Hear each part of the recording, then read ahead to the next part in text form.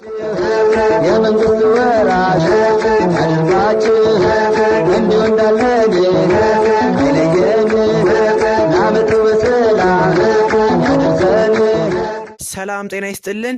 ይህ የውሎ ኢትዮጵያ የነሐሴ 13 ቀን በጣም ልዩ የደብረ ታቦር ቡሄ በዓል የውሎ ኢትዮጵያ ፕሮግራማችን ነው። ከዜናው ጋር የበረከት ሳምሶን ነኝ። እስከ ዜናው ማብቂያ አብራችሁን ሁኑ። በመጀመሪያም አርዕስተ ዜናዎችን እናስቀድም። በመጀመሪያም የምንመለከተው እንግዲህ ጅራፍና ደብረ ታቦር የሚል አርዕስት አለን። እንዲሁም የቡሄ ችቦ ማብራት ጥንቃቄ የሚል የዜና ጥንቅርም አለን። እስከ ዜና ማብቂያ አብራችሁን ሁኑ። የመንግስት ወራሽ አድርጋችሁ እንዲሁ እንዳለኝ አይለየን ለዓመቱ በሰላም ያደርሰን። በመጀመሪያም ተመልካቾቻችን እንግዲህ በድጋሚ እንኳን ለደብረ ታቦር ቡሄ በዓል በሰላም አደረሳችሁ እንላለን። ልዩ ስፔሻል የሆነ የውሎ ኢትዮጵያ የበዓል ፕሮግራማችንን እንግዲህ ይዘን መተናል ማለት ነው። በመጀመሪያ የምንመለከተው እንግዲህ ጅራፍ ከደብረ ታቦር ወይም ከቡሄ በዓል ጋር ምን ያገናኘዋል? እሱን ከመመልከታችን በፊት እንግዲህ የኢትዮጵያ ኦርቶዶክስ ተዋሕዶ ቤተክርስቲያን ከምታከብራቸው 9 አበይት የጌታ በዓላት አንዱ የደብረ ታቦር በዓል ነው። በየዓመቱ ነሐሴ 13 ቀን የሚከበረው ይህ በዓል መሰረቱ ኢየሱስ ክርስቶስ ነው። ደብረ ታቦር ኢየሱስ ክርስቶስ 3 ደቀ መዛሙርቱን ይዞ ወደ ተራራ የወጣበትና ፊቱ እንደ ፀሐይ ያበራበት ልብሱም እንደ ብርሃን ነጭ የሆነበት ብርሃነ መለኮቱን የገለጠበት ተራራ ነው። እንግዲህ ይሄ በዓሉን ዲፋይን የምናደርግበት መንገድ ነው። ከዛ በተጨማሪ ደግሞ ምንድነው ጅራፍና ደብረ ታቦር የሚያገናኛቸው የሚለውን እንመልከት። ስለዚህ በደብረ ታቦር በዓል በትውፊታዊ መልኩ የሚታየው ሚስጥር በኢየሩሳሌም ስለሚሆን የጌታችን ሚስጥራዊ ሞቱ ነው። ጅራፍ መገመድ እና ጅራፍ ማጮህ ሁለት አይነት ሚስጥር ይዞ የሚከናወን ትውፊታዊ ተግባር ነው። የመጀመሪያው ግርፋቱንና ሞቱን እናስብበታለን። እንዲሁም ድምፁን ስንሰማ የባህሪ አባቱን የአብን ምስክርነት ቃል እንደ ነጎድጓድ ድምፅ ያስታውሰናል። የጅራፍ ትውፊታዊነት ወይም ውርስ መጽሐፋዊ ትምህርትና ምስጢር ጠብቆ ለትውልድ እንዲተላለፍ ለማድረግ ጨዋታውን በተራራማ አካባቢ ከመኖሪያ ቤት ርቆና በሜዳ ማድረጉ ጠቃሚ ነው።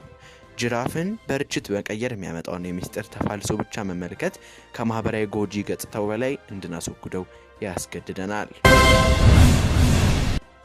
ቀጥለናል ተመልካቾቻችን። እንግዲህ አሁን ማቀርብላችሁ የባለፈው ዓመት የውሎ ኢትዮጵያ የቡሄ ዋዜማ የነበረን ዜናችንን ነበረ። አሁን ቀጥዬ ማቀርብላችሁ እንግዲህ የቡሄ ችቦ ማብራት ጥንቃቄ ላይ የእሳት አደጋ የእሳትና ድንገተኛ አደጋ እንዳይከሰት የሚያደርጉልን የእሳት አደጋ ስጋት ስራ አመራር ኮሚሽን እንግዲህ የገለጹትን መግለጫ ነበር ማነብላችሁ። በዛን ጊዜ የቡሄ ችቦ ማብራት ጥንቃቄ ህብረተሰቡ የቡሄ በዓልን ሲያከብር ድንገተኛ የእሳት አደጋ እንዳይከሰት አስፈላጊውን ጥንቃቄ እንዲያደርግ የአዲስ አበባ ከተማ አስተዳደር የእሳትና አደጋ ስጋት አመራር ኮሚሽን አሳስቧል። እንግዲህ ይህንን ባለፈው ዓመት የተነገሩት ዜና ነው ልብ እንድትሉ የሚፈልገው ያው የዚህ ዓመት ዜና ስላልሆነ ማለት ነው።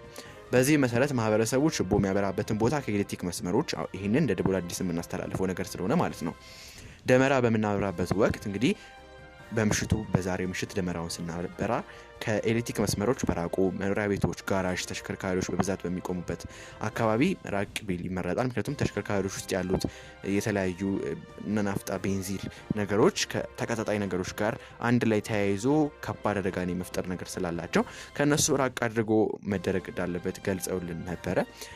በዓሉ ላይ ደግሞ አስፈላጊውን ቅድመ ዝግጅት መደረጉን ማሳውቀው ነበር። በዚህ ዓመትም በተመሳሳይ መልኩ እንደሚደረግም ተስፋ እናደርጋለን። ነገር ግን በዋነኝነት ማህበረሰቡ ችቦ የሚያበራበትን ቦታ መለየት አለበት። ብዙ ጊዜ ችቦ በጋራ ቢበራ ይመረጣል ከግቢ ውጪ።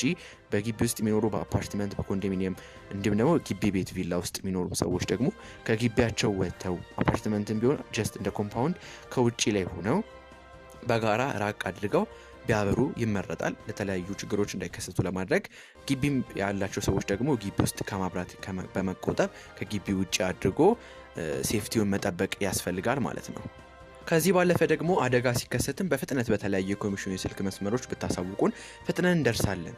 እንግዲህ ይሄ የራሳቸው መግለጫ ነበር ባለፈው ዓመት ማለት ነው። አሁንም ቢሆን ግን የተለያዩ አደጋዎች ሲደርሱ ከመባባሳቸው በፊት በኮሚሽኑ የስልክ መስመሮች ላይ ኮንታክት ብታደርጉ ጥሩ ነው ብዬ አስባለሁ። እንግዲህ የዛሬው ልዩ የበዓል ስፔሻል ብያለሁ ውሎ ኢትዮጵያችን ይህንን ይመስል ነበረ። በሌሎች ዜናዎች እስከምንገናኝ እንግዲህ ቸር ሰንብቱልኝ። መልካም የቡሄ በዓል ይመኝላችኋለሁ። በሌሎች ዜናዎቻችን እንገናኛለን። ግን የቡሄ በዓል ፕሮግራሞች ይቀጥላሉ። ከነሱ ጋር መልካም ጊዜ